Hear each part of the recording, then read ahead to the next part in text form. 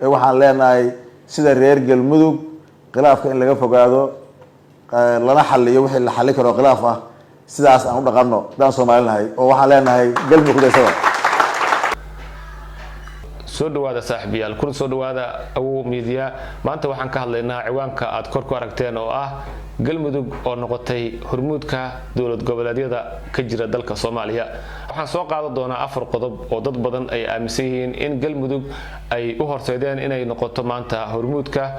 maamul goboleedyada ka jira dalka Soomaaliya qodobka koobaad waa hoggaanka sare ee galmudug oo aan ku milmin khilaafaadka siyaasadeed ee u dhaxeeya dawladda federaalka iyo qaar kamid ah dawlad goboleedyada dalka Soomaaliya 5 sano ee ugu dambeysay taas oo ka hortagtay in reer galmudug ay dibana u noqdaan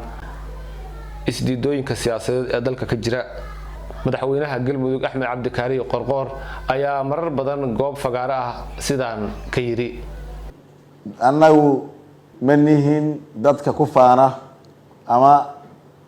kuwa aragtidoodu ay tusayso wax ma diidaan khilaaf ma keenaan annagu khilaaf kuma faano wax diidmo iyo iska hormaadna ma dhiirigelino kuwa ay sidaas dabeecad u tahay ama u arka danna waxaan leenahay walaalayaal horu socodka horumarka midnimada khilaaf la'aanta ka qayb qaata oon ka wada qayb qaadano bulshada Soomaaliyeedna waxaan ugu baaqaynaa yaynaan isku dhiirigelinin waxyaabaha qaldan ama dib noo dhigaya aan isku dhiirigelino is-ogolaanshaha horumarka isu tanasulka taas ayaa ammaan mudan bogaadin mudan aan taa isku dhiirigelino danahayaga iyo maslaxadayadana si wada jira oon gacmaha is haysano aan u wada hirgelino oo u wada dhaqaajino oo u midoowno waxaan leenahay sida reer galmudug khilaafka in laga fogaado lana xalliyo wixii la xalli karo khilaaf ah sidaas aan u dhaqanno daan Soomaalinahay oo waxaan leenahay galmudug ku daysada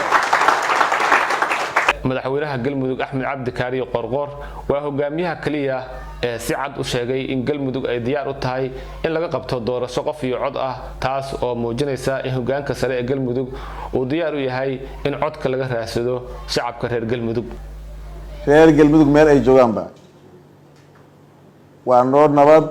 xasilooni iyo doorasho xor iyo xalaal ah oo aan degdeg u dhaqaajino oo waqtigii loo asteeyay dawladaha hoose waqtigeedii inay ku dhacdo aan u istaagno iyadoo filayno dhawaan inay shuruucdiina la meel mariyo gudiyadiina la degdeg loo sameeyo lana howlgalo iyadoo aanan leenahay waxa qar iyo buur laydinkaga dhigayo maalmaha la gudagala hawshaada ogaa doontaan cid kasta oo dhib ku ah ama dhibaysana aan iska qabanno si wada jira goonna iska dhigno insha Allah taala qodobka saddexaad galmudug ayaa noqotay meeshii ugu horeysay ee Soomaaliya laga soo saarayo shidaal iyadoo hadda uu socdo baarista shidaalku sidoo kale waxaa socda diilooyin badan oo ah in galmudug ay hesho kaabayaal dhaqaale sida dekado wadooyin garoomo iyo waxyaabo kale qodobka afraad galmudug waxaa dega ilaa 11 beelood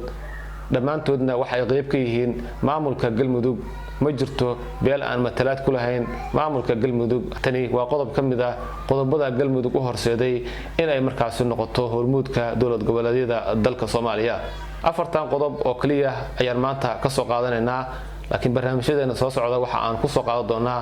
qodobo kale iyo guulo waaweyn oo galmudug ay gaartay iyo kuwa ay filayso hadda inay ku tallaabsato waa Awow Media oo kule la soco Awow Media oo ku xirnow barnaamijyada iyo warbixinada aan halkan ku soo gudbinayno insha Allah